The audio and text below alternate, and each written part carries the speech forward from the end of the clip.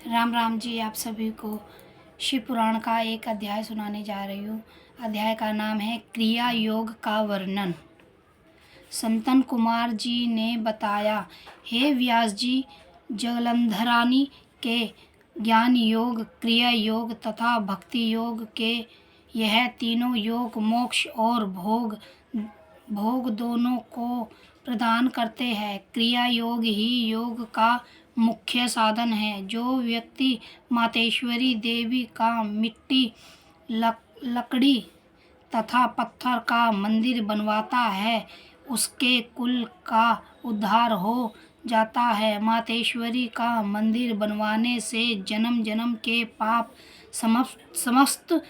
समाप्त हो जाते हैं तथा भैरव और प्रतिष्ठा की प्रकृति होती है। इस मंदिर में जितने समय तक ईंट जमी रहती है, उतने ही समय तक वह व्यक्ति सांसारिक सुख उठाता रहता है। देवी के मंदिर को बनवाने से त्रिलोकी की स्थापना से भी कई गुना फल मिलता है। जो व्यक्ति मंदिर बनवाकर शिवजी जी की प्रतिमा को बीच में स्थापित करके चारों ओर पंचायतन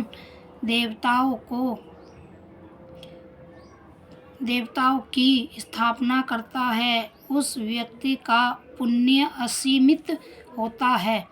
सूर्य और चंद्रग्रहण के अवसर पर विष्णु सिंहासन नाम का पाठ करवाने से जो फल प्राप्त होता है, उससे 100 गुना फल शिव सत्रहन नाम का जाप करने से मिलता है। जो व्यक्ति उमा के नाम से दुर्गा जी का सिमरण करता है, वह दुर्गा जी के गणपत को प्राप्त होता है। जो व्यक्ति देवी के मंदिर को मिट्टी गोबर से लीपता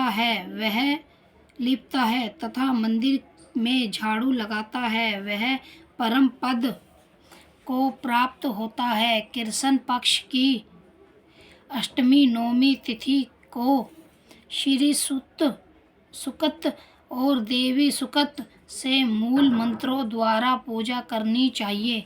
देवी को कमल का फूल अत्यंत प्रिय है। जो व्यक्ति देवी को श्रद्धा के साथ सर्व चांदी और कमल के फूल अर्पित करता है, वह परम गति को प्राप्त होता है।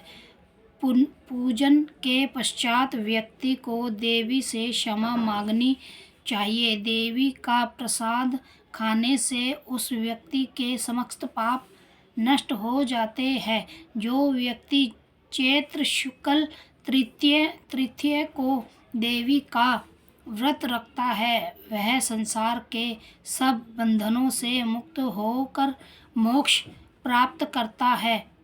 बेकाश शुक्ल तृतीय को देवी का रतोत्सव करना चाहिए। आश्विन शुक्ल पक्ष की नवरात्रि में विधि पूर्वक देवी का व्रत रखना चाहिए। राजा सूरत ने इस व्रत को रखा था, जिसके प्रभाव से उनका हरण किया गया राज्य फिर से प्राप्त हो गया था। समृद्धि नामक वेश्या भी देवी का व्रत रखकर भवसागर के बंधनों से मुक्त हो गया था। जो व्यक्ति तृतीय, चतुर्थी, पंचमी, चौथी, सप्तमी, अष्टमी तथा नवमी को देवी का पूजन करते हैं, उनके सभी मनोरथ पूरे हो जाते हैं। जो व्यक्ति कार्तिक, माघ, पौष, फागुन मास में शुक्ल पक्ष की तृतीय को देवी का व्रत रखते हैं और धूप दीप नावे आदि से देवी का पूजन करते हैं, उनका भगवती उमा शुभ कल्याण करती है। महिलाओं को भी अपने पति का सौभाग्य बढ़ाने तथा उनकी सुरक्षा हेतु देवी का व्रत रखना चाहिए, जिससे पुत्र पौत्रिहित धन धन्य श्री और सौभाग्य में वृद्धि होती है। जय हो।